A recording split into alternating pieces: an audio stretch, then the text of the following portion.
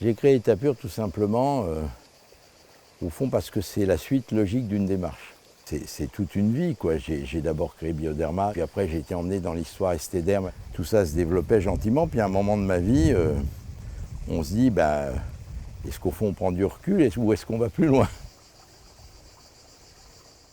C'est l'envie, au fond, de se dire à un moment donné, mettons à la peau que ce qu'elle a besoin. Ça part un peu de la petite phrase de Saint-Exupéry qui est à l'origine de cette marque et qui est souvent à l'en-tête d'un certain nombre de documents, qui est « l'excellence arrive non pas quand il n'y a plus rien à rajouter, mais quand il n'y a plus rien à retirer ».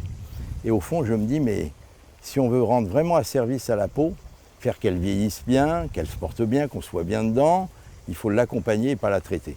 Et c'est ce que j'ai créé. J'ai déposé un brevet, je me suis dit, je vais essayer de faire des produits à base de ce qu'il y a dans la peau. Et j'y suis arrivé, ça n'a pas été facile. 5-6 ans pour faire la première crème.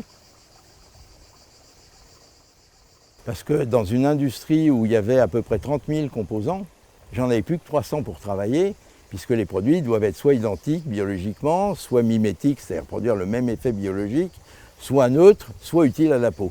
Donc c'est une autre façon de construire le produit, et le bénéfice pour l'utilisateur, c'est qu'on ne fait rien d'autre que bien accompagner sa peau à l'excellence.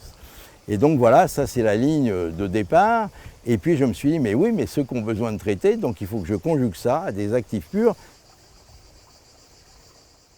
Moi je crois à la beauté des femmes au sens primaire du mot. Les fabricants, ils travaillent pour qu'elles soient belles. Je travaille parce qu'elles sont belles, c'est pas du tout le même plan.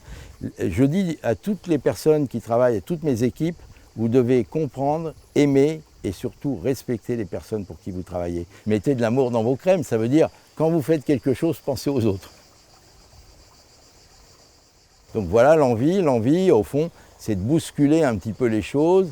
On a pris des partis pris très très puissants qui quelque part sont innovants pour un fabricant de cosmétiques, de transparence totale. La transparence, c'est peut-être la valeur fondatrice presque. Quand on construit les produits, on dira on ne cachera rien.